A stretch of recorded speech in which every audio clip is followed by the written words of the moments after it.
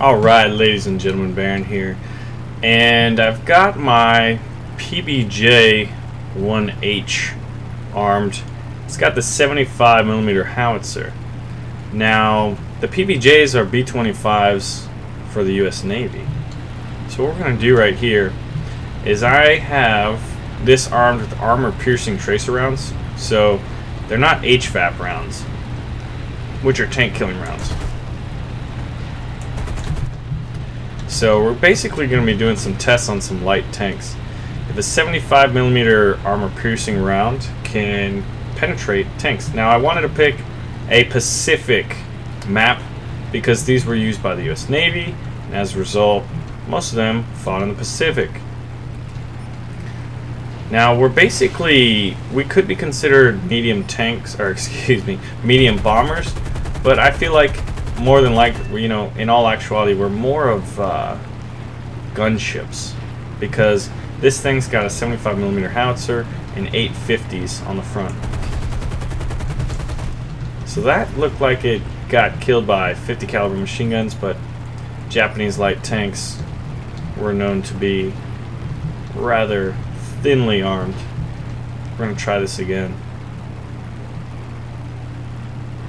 We're also carrying around 2,000 pounds of ordnance. These gunners about to light that guy up. Alright. Missed. Just missed. So we're going to offload some of this ordnance real quick. Anything within the area. All these pesky AAA back there are just asking for it. Internal bomb bay, 2,000 pounds. This is gonna hurt. Now, we don't really have to use the bombs on these targets. We could use 50s, but screw it, dude. There's another aircraft destroyed. So the AAA are all gone. Now, lining up a shot. There's plenty of planes that are armed with these really good tank cracking guns. I'm not saying this 75mm howitzer is. There's one. There's two direct hits right there. Armor-piercing tracers, however, those are medium tanks. So, in all actuality, it's not the best test.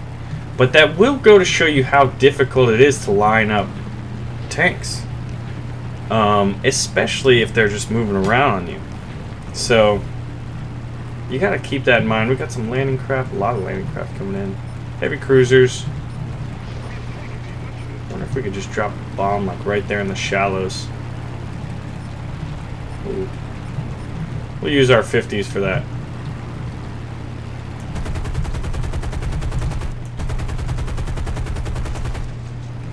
Look at these three lined up nicely. So here's kind of the gunship role in action. All those 50 caliber machine guns are just absolutely devastating. Now there's the PBJ-1J, which is also in the game right now. Both of these naval B-25s are sitting at tier 3. So, and they have their own, tech tree now. Basically the naval bomber line, which starts out with the OS2U Kingfishers.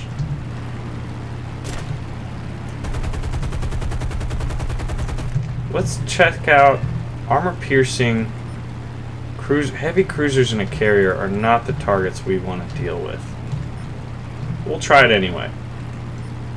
Heavy cruiser against 75mm gun. It's kind of funny. As far as like biggest guns on planes, there is an Italian plane with a 102mm gun. Now the problem is, like, think about this. Especially if you're that Italian bomber, which I believe is 4-engine, I think. Lining up a shot, you have to, basically approach and be relatively stable. So it's generally easier, and you're a much bigger target, so it's easier for these, anti-air guns on these ships to just kind of knock you out well before you can get in. But we're going to try it regardless, because why not? Hey, heavy cruiser. I got a 75mm and 850 cals. I also have bombs, so screw you. If you're going to be a big bully about it, One hit. We got one hit. I wonder what happened to the other bomb. So we're going to circle back around, hit some more tanks. But there's a lot of planes that were designed to kind of kill tanks and stuff like that. This one, not really, because that's a howitzer. Bad network connection. Interesting. You know, a howitzer on the front mean less velocity, less accuracy at distance as a result.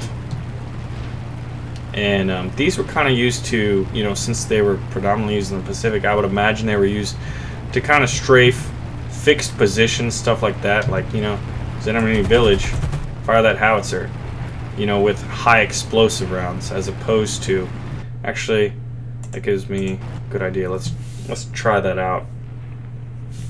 We're gonna fire the HE rounds, ground targets, high explosive incendiary tracers. So like the tracers, so you can kind of see the trajectory where the shell's going. Put me in the game, coach. Now it's kind of this is more to kind of just see the effect of the high explosive rounds. Dang, man, that light tank got taken out by artillery. So we got some armored cars, which will still be pretty cool. Let's drop these bombs. Yeah, 30 seconds actually. I wonder if we'll be rearmed even before we get to those armored cars. And we could also do one last round of checking out who's in the back. AAA. Some high explosive rounds maybe on ships. But ships don't really have damage models yet.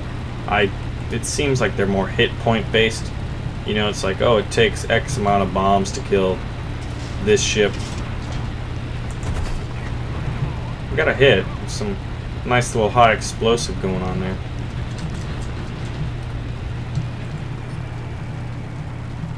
Now we're going to do a short approach on these lead armored cars. A little steeper of a dive angle here. This is the one we're going for, this half track. That's pretty cool. The explosions are nice. And with high explosive, you don't necessarily have to hit right. You know, you don't have to hit a light vehicle like that to kill it. These things would be great kind of for strafing like very lightly armored targets. You know, like trenches with infantry, foxholes, stuff like that. Maybe not the best at killing bunkers.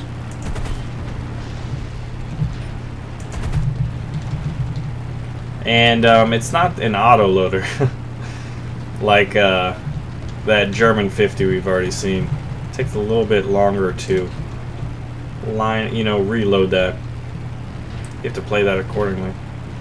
If that was a human-controlled AAA, you'd probably be dead. So we're going to use 50s on that to get rid of him. One last armored car.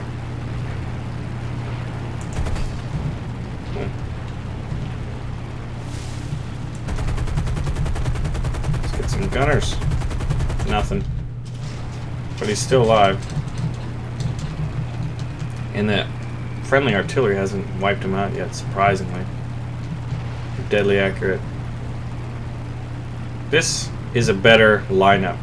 Only because I know where he's going. He's going to follow that road. If it was a human, the predictability would be far less. You'd want to go more for someone who's not really moving. And I had to get within, you know, half a kilometer to get that shot off. This is another plane and another weapon system that'd be good to get some practice with, to become familiar with. But it's kind of cool. It's a nice novelty plane. The 75mm howitzer wasn't really that effective in real life, which is interesting. But I do like the changes they've made to the American line. This emphasis on naval bombers is kind of more for, you know, the future of ships, I think. Let's take a look at it.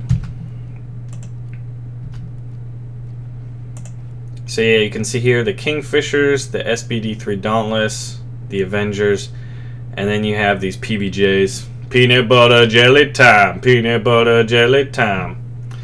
The PBJ-1J, 1250 cals in the nose. PBJ-1H, 175mm howitzer, and 8 50 cals, all of which are M2 Brownings. But it's kind of interesting. And then here you see the Mitchell B-25J, the Army, over here in its own line. Now, I'm not sure why the PBYs aren't within the naval line. Interesting. Because they're definitely naval-oriented bombers. But it's kind of cool that they've done that. And I'm interested to see how this fills out in the future. Let me know your predictions on what planes you think might fill out this naval bombing tech tree. I still want to see the Focke-Wulf 200 Condor for the Luftwaffe. That'd be one of the coolest maritime bombers, I think, in the game. Anyway, my name is Baron. I thank y'all for watching. Make sure to pull the trigger on that like button. And for the love of games, subscribe if you haven't already. And stay tuned for more patch 1.41 dev server coverage. Ladies and gentlemen, Baron here. Now, I'm basically going to give you an announcement on probably the most important thing on patch 1.41. And that is that the Fairy Swordfish is now able to carry 1,000 pounds in bombs. I know, right? Easily the grandest and most important announcement of all. Well, right after the fact that tanks are going to be available to everyone. So no longer are you stuck with one giant torpedo